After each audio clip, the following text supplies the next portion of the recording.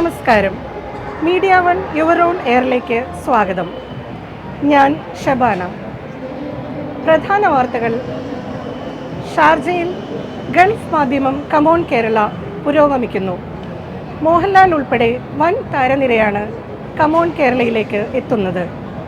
മൂന്നാം ദിവസവും ആയിരങ്ങൾ മേളയിലേക്ക് ഒഴുകിയെത്തി. അതിൻ്റെ ദൃശ്യങ്ങളിലേക്ക്.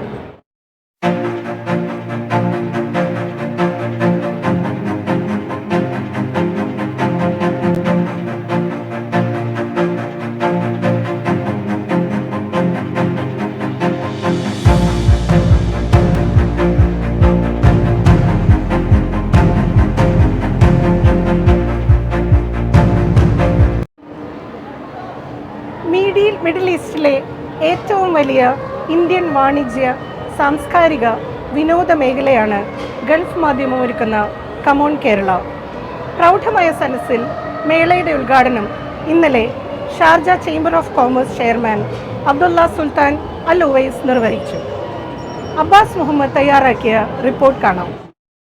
കമോൺ കേരളയുടെ 7ാമത്തെ എഡിഷനാണ് ഷാർജ എക്സ്പോ സെൻറ്ററിൽ തുടക്കമായിരിക്കുന്നത്. മലയാളത്തിൻ്റെ മഹാനടൻ മോഹൻലാൽ അടക്കമുള്ളവർ ഈ മേളയ്ക്ക് എത്തുന്നുണ്ട്.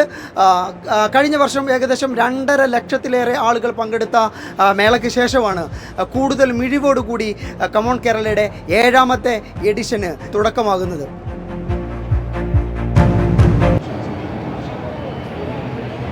ഇതോടെ ഈ വാർത്താ ബുള്ളറ്റിൻ പൂർണ്ണമാകുന്നു.